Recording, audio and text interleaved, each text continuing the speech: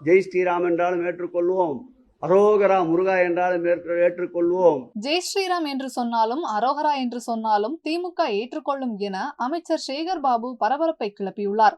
அது குறித்து இந்த வீடியோவில் பார்க்கலாம்.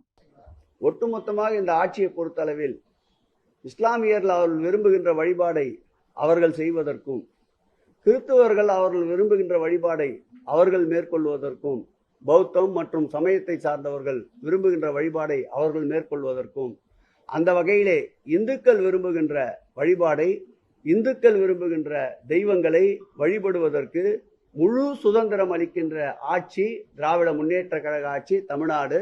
அந்த வகையில் ஜெய் ஸ்ரீராம் என்றாலும் ஏற்றுக்கொள்வோம், அரோகரா முருகா என்றாலும் ஏற்றுக்கொள்வோம், வெங்கடாஜலபதி என்றாலும் ஏற்றுக்கொள்வோம், கோவிந்தா கோவிந்தா என்று கோவிந்த நாமத்தை உச்சரித்தாலும் ஏற்றுக்கொள்வோம்.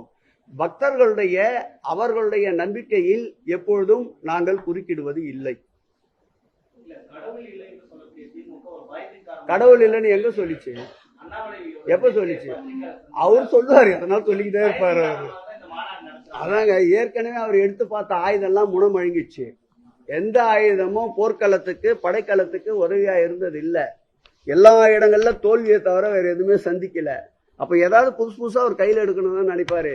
எப்படிப்பட்ட ஆயுதத்தோடு வந்தாலும் அதை சமாளிக்கின்ற ஆற்றல், அதை சமாளிக்கின்ற திறமை இரும்பு மனிதர் மாண்புமிகு தமிழக முதல்வர் திராவிட முன்னேற்ற கழகத்தின் தலைவருக்கு இருக்கிறது என்பதால் இது போன்ற விமர்சனங்களை, இது போன்ற அவதூறுகளை செவி சாய்க்காமல் மக்கள் பணியிலே எங்களை இன்னும் அதிவேகமாக ஈடுபடுத்திக் கொள்வதுதான் திமுகவினுடைய கொள்கை.